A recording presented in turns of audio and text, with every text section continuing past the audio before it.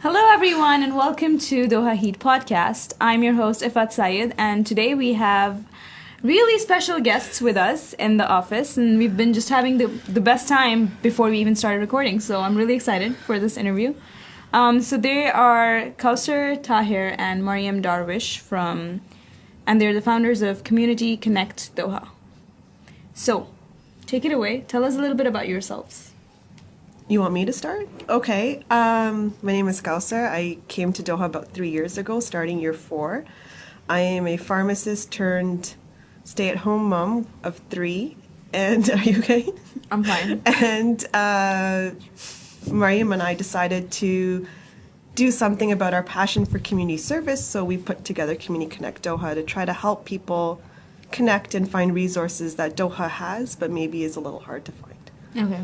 What about you, Mariam? I'm Mariam Darwish. I have an engineering degree and a master's degree in engineering, which I haven't used very much. I'm a mom of 4, and I've been here 5 years. And like Kausar said, we started this because we realized there's so many amazing resources in our community, but not everybody knows how to tap into them. But it also, we found that people want to advocate for their children, but don't necessarily know how or where to go. Just kind of need support. So it's a child advocacy kind of thing, but it's not necessarily for parents. It's for parents and teachers and clinicians and people who are as we put it, all the stakeholders in a child's life to be able to help people navigate the journey of Being in Doha. Yeah. Yep. Awesome. Okay, so we'll get to Community Connect a little bit later. I just want to find out how you guys met each other. Oh, we met at school. Yes. Yeah, I think I was carrying my then 1.5-year-old, also known as my Velcro child. I think you had your Velcro child, but in a carrier, and we just started talking. It was... Yeah. I saw her pick up a bunch of times, and I looked frazzled, she looked frazzled, and we're like carrying kids, and we're like, it's hot, what are we doing here? What are we doing, yeah. Our kids look the same age, I'm like, what's your name? And that's it yeah. That way. And she has 2 twin girls, and I have a son. They're the same age. They're in the same grade level. So that's it. That's how we met.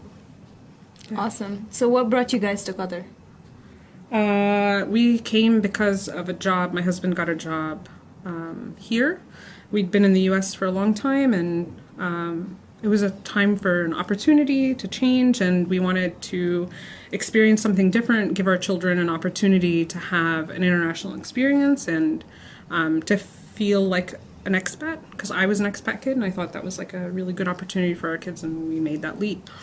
So how does that feel to be an expat and then and then have your kids be It's expats? different because like when you're an expat kid, you don't have to worry about where I'm going to school, where are we going to live, where our paycheck comes from. You just like live as an expat kid. Like life is amazing. But as an adult, being a parent and a responsible adult as an expat is very different, but it's also an opportunity to give our kids that same kind of experience, and I am glad we get that opportunity. Yeah. Well, what about you? Similar, but not similar. So we came here for my husband's job as well. He actually grew up in the Middle East, and I have lived my entire life in one city. Back in Canada. So he calls me the social experiment coming to Doha because it's the first time I've left my bubble. So he wanted the kids to experience what Mariam just said, another country, an international experience, and we thought that would be good for the children. So that was one of the main factors as to why we moved. Well, yeah, I am also an expat kid. I've been living in the Gulf ever since I was 4. Like, I was in Dubai first, and then I came here, and it's the same, when I go to India, which I go like once a year, it's just like, 20 days, I want to go back now. This is my home. Right. Yeah, so, well, that's awesome. So, yeah, tell us about CCD and why did you feel the need to start something like this? From a personal need as well, when we were trying to find resources for our children, we found great ones, but through very interesting avenues. Like if we were going to coffee with someone and they would mention a person or a place, we'd be like, oh, that's great, let's follow up on that. I think her being an American and Canadian, we had resources, like if we went to school or if we went to our family GP, they would give us a list of where we could go if we needed something specific, whereas that's not necessarily here at the moment. So to help other parents navigate, we just thought that we would put something together. I mean, we've both had a very active community service life before coming to Doha, so this was like a natural progression, honestly, for both of us. Yeah, but it must be like rattling to start something, and there isn't much. I don't know. I think we were pretty excited to do it, and I think, again, it just seems very natural. Like, it felt like a natural fit, like a. We're helping people anyway, so we might as well do it in a more formal setting, in a wider scale to help as many people as possible. Okay. So I'm not a parent, so that's why I'm going to ask you questions that And that's great. And Someone CCD who's is not a not parent. only for people who are parents. You don't have to be a parent to be part of our community. Yeah, so I want to ask you a little bit more about that. What are the activities that you guys do? Because when I first read Community Connect, I thought it's just anybody. It is who's anybody, connecting. yeah. Yeah, but then I read about workshops that you organize for parents for them to be able to, I don't know, develop better. So just wanted to know what is the crux of this? Sure. So they're not all organization? for parents. Right. We did a workshop on child and adolescent anxiety. Yep. We had people who came who don't have children at all. So we had a few people who came who aren't even married. They either work in a clinical perspective or they just want to learn more about depression, because child and adolescent anxiety basically turns into adult anxiety and depression. Or we just did one last week about ADHD, and I'm ADHD a little bit. One of our speakers is an adult with ADHD. So things that pertain to children are not necessarily naturally progress to adulthood. We have adults who function with a lot of different things, but it's also focused a little bit more around children only because it helps focus. We are doing a workshop in 2 weeks on financial safety for an expat, so that's not child focused, but that's for anyone really who's in Doha, how to manage your finances, how to have a will. Do you have a will? The importance of that. We're doing mindfulness and well-being, which is for adults and children in November. So we try to pick topics that are applicable to everyone. Some of them are family-centered, some of them are child-centered, some of them are just very broad. I love these topics that you guys are discussing. How do you pick them? I think we pick things that people talk about, like at the playground or at pickup, but they're not talked about. Yeah, Does that's that make exactly sense? what I was saying. Yeah. So for our child and adolescent anxiety, that was a topic that was discussed a lot amongst parents in terms of, I think my child is anxious or test anxiety, but no one's actually talking about mental health. Yeah. At that point, I am seeing a lot of people doing amazing things in Doha right now around this topic, but we're just trying to pick topics that no one is necessarily talking about, like our March topic. Yeah, we try to pick topics that make people a little bit uncomfortable. Yeah. It's not something that when I meet a new person I say, "Oh, I have anxiety," or I am mourning a loss. They're not things people come out and say the first couple times you see them. People are struggling with them, but they don't always present themselves that way, and it just brings an opportunity to have that conversation. Yeah. Because it helps people cope. Yeah. I feel part of really the liked our community. mourning the loss workshop in March. That was really good. It was not just mourning a loss for a family member, but maybe an opportunity or a lost job or something that you had not dealt with. And I think the speakers did an amazing job with that. But that was something that not people are going to talk about. Yeah. Maybe even with their close friends, maybe not even with their spouse. So we're trying to pick topics to get people to have conversations. Right. That's honestly awesome. I really want to attend your workshops now. So Please do. So I just wanted to ask you, why is it important for people in this region to connect and for to feel like they're part of a community? Because I know that's why you guys started it, to bring that kind of community, that feeling of community within people living here. So why is that necessary? I have my own, personally, I don't have family here, so I want to have someone I can rely on. It's very hard coming from a life where I had my entire family and extended family there. That's my social network, to come here and not have anyone. Yeah. So we want to have that concept of building a village, so that for people who don't have anyone, we can provide that. I also think that even if people have family here, sometimes you need to find a community that's not necessarily immediately your family, because our families always have complicated relationships and things we talk about and things we don't talk about. And it's nice to find people who are struggling with similar things that aren't necessarily related to us.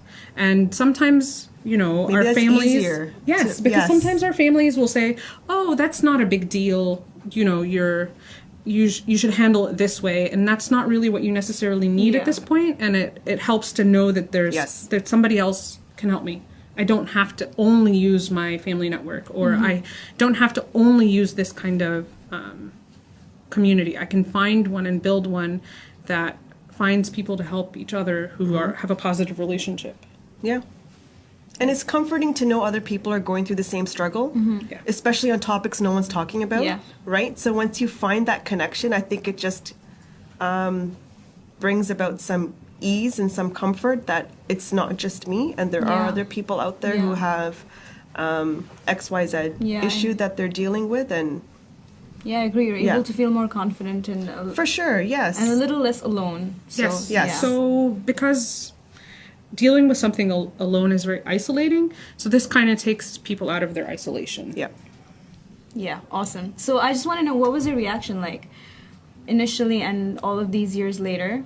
How have people reacted to We've only your been workshops? open for a year. So we've only, a year all and a of this bit, time. and honestly, it's grown way faster than either one of us imagined. The response has been very positive, overwhelming. I think we Humbling. honestly and humbling. We started this to help people, and then it's just snowballed, really. And we're glad that we're able to reach out to so many people, and we hope to continue to do that. Yeah. Okay, do you have any tips for somebody who wants to start something similar? Not exactly but somebody who wants to do something for the community, or you know, some sort of, you know, We organization. want people to do find something you're passionate about and then just do it. I think a lot of people, you know, that analysis by paralysis, where they think about what they want to do, and then they talk themselves out of it. I would say if you find something that you're passionate about, just do it. So Maybe it may not work out the first time. Then pivot or tweak it or whatever you need to do, and keep trying. I think if you're passionate about it, there will be a way to make it work. Yeah. I think we found along this journey, I think one of the coolest things about this journey has been meeting other people who are doing amazing things. 100%. Like, we have met some really, really interesting people who either come to our workshops or have reached out to us, and they're doing awesome work in our community. And I'm like, oh my God, this is awesome. We want to highlight and see what everybody else is doing, and support that, and lead people to you, because you're doing awesome things. And so, lift everyone up. I think that's what we are. We just want everyone to succeed, because if everyone's succeeding, the community is just going to thrive. Yeah.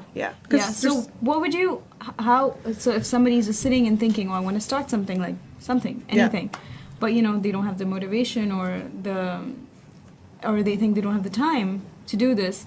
Did you face similar things, and how did you deal with that? Because you both are mothers. She's a mom of 4. I'm a mom of 3, and different schools, different pickups. Like, it's insane the amount of time we spend on the road. Time has always been an issue. It's our biggest issue. But I think because we are committed and passionate, we do make sure that we make time for it. I think if it's something that's dear to your heart, you will make time for it.